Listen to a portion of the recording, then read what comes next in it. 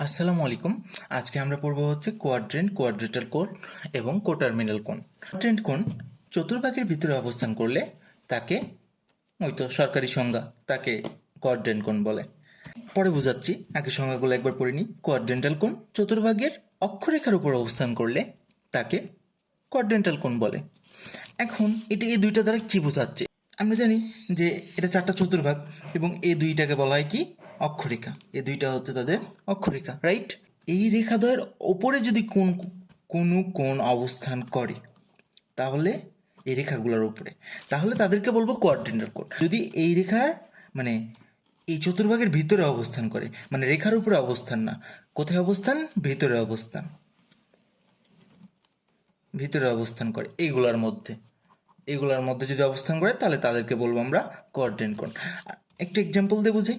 এখানে একটি গুরুত্বপূর্ণ তথ্য হচ্ছে প্রত্যেকটা কোণে অবস্থান করবে, কিন্তু কোন জিনিসটা অবস্থান করবে? আদি রশ্মি নাকি প্রান্তিক? অবভিয়াসলি প্রান্তিক রশ্মি। আমরা যদি একটা ভূমি ধরে নিই, তাহলে আমার এই প্রান্তিক রেখাটাই আমার কোণ নির্দেশ করে। তাহলে এই প্রান্তিক রশ্মিটা কোথায় অবস্থান করবে তার উপর ডিপেন্ড করতেছে কিন্তু এই সব কিছু।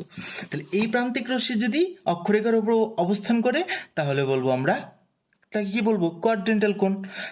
দেখো, 0 degree, 180 degree, 90 degree, 270 degree, 360 degree, প্রত্যেকটাই কিন্তু অক্ষরেখা প্রকাশ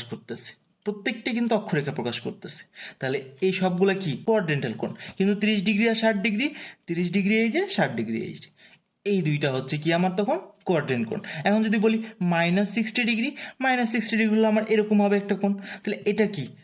চতুর্ভাগের মধ্যে অবস্থান করতেছে না?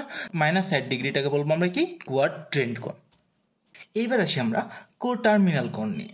কোটার্মিনাল হচ্ছে যদি দুই বা ততোধিক কোণ যদি একই রেখা নির্দেশ করে, তার মানে কি? তাদের প্রান্তিক রেখাটা যদি ঘুরে ফিরে সেই এইটাই হয়, তাহলে সেইটাকে বলবো, মানে সেই কোণগুলোকে একে অপরের কোটার্মিনাল কোণ। তাহলে 30 ডিগ্রি অবস্থান নির্ণয় করি। 30 ডিগ্রি হচ্ছে এইখানে অবস্থান করবে। এখান থেকে আমরা দেখতে পাচ্ছি যে 390 ডিগ্রির মানে হচ্ছে 360 ডিগ্রি প্লাস 30 ডিগ্রি, আর -330 ডিগ্রির মানে হচ্ছে -360 ডিগ্রি প্লাস 30 ডিগ্রি, রাইট? তাহলে এই কোণগুলোর অবস্থান এখন নির্ণয় করবো। 360 ডিগ্রি মানে কি? ঘুরে ফিরে সেই একটা করবে, একটা পথ ঘুরবে, এরপরে কি আরো 30 ডিগ্রি, তার মানে এই যে, তাহলে এইটা কি হবে? 390 ডিগ্রি, তার মানে 30 ডিগ্রি আর 390 ডিগ্রি একই রেখা নির্দেশ করলো। এখন বলতে পারবো যে এই দুইটা কি? একে অপরের কোটার্মিনাল। এখন -300 ডিগ্রি কি এদের কোটার্মিনাল? দেখি। -330 ডিগ্রি হইলে কি করতে হবে? -360 ডিগ্রি। -360 ডিগ্রি মানে কোন দিক দিয়ে ঘুরাতে হবে? এই দিক দিয়ে। তাহলে এই দিক দিয়ে একবার ঘুরালে কত হয়? -360, এরপরে +30।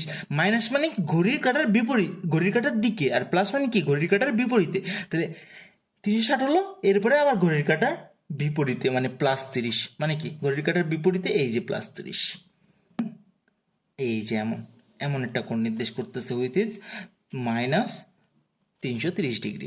তাহলে আমি বলতে পারি এই কোণগুলা কি? পরস্পরের কোটার্মিনাল কোণ, রাইট? এগুলো হচ্ছে অঙ্কন করতে হবে। এই যে কোণগুলো লিখছি, এদের মধ্যে কোনগুলো কোয়াড্রেন্ট, কোয়াড্রেন্টাল, কোটার্মিনাল, সেগুলো বের করতে হবে। এখানে তো অনেকগুলো কোণ। কোটার্মিনাল কিভাবে বুঝবো, বা এর সমাধানটা কি অ্যাকচুয়ালি?